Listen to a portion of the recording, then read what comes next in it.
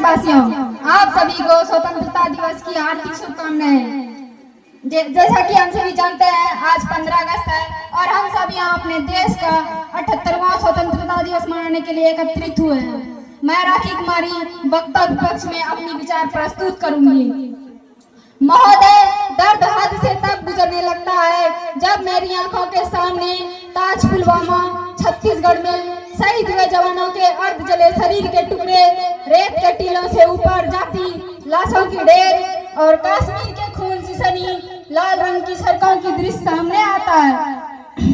महोदय, अब तो हमारा तिरंगा झंडा भी हमसे यह पूछने लगा है कि क्या बात है भारत, आजकल मैं फहराने से ज्यादा कफन में दफनाने में काम क्या आता हूँ।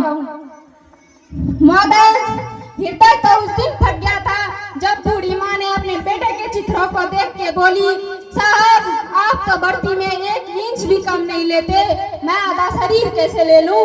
महोदय, आज इन मानवाधिकार के कारण आतंकियों के बंगलों की आकाओं की नासुनी हस्ती है और एक शहीद हुए जवान के आंगन की तुलसी रोती है।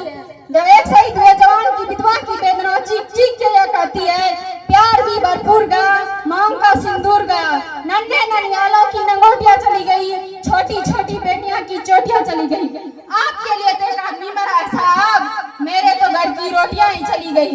महोदय, आज सत्यनिष्ठा के मार्ग पे चलते हुए हमारा जवान भी इन आतंकवादियों पत्थरवादियों से डरता है, क्योंकि वह जानता है उसकी गोली से निकलने वाली उसकी राइफल से निकलने वाली गोली टारगेट को हिट नहीं करेगी तो भी 400 मीटर तक जाएगी, और यदि इस बीच किसी निर्दोष को लग गया तो महोदय हमें अपनी नौकरी से हाथ तक धोना पड़ सकता है। महोदय, अपनी नौकरी बचाने की खातिर एक जवान यह सोचता है कि सांप मरे या न मरे, लाठी नहीं टूटनी चाहिए। महोदय, जब पुलवामा में 44 जवान शहीद हुए और छत्तीसगढ़ में 76 जवान शहीद हुए तो कोई भी मानवाधिकार की दुहाई देने वाला हमारे पक्ष में आकर खड़ा नहीं हुआ, परंतु जब जेनी विश्वविद्यालय में एक देशद्रोही के द्वारा भारत तेरे टुकड़े होंगे अब जल हम शर्मिंदा है जैसे देशद्रोही नारा लगाते तो सभी सारी मानवाधिकार आ जाते और उस पक्ष में आकर खड़ा हो जाते। महोदय, तभी तो कहा था उस देशद्रोही ने, तुम एक अफजल मारोगे तो हर घर से अफजल निकलेगा। तो मैं भारत की बेटी अपनी भारतीय सेनाओं के तरफ से आज ऐलान करती हूँ कि उस घर में घुस के मारेंगे जिस घर से अफजल निकलेगा, वो कोख नहीं पलने देंगे जिस कोख से अफजल निकलेगा।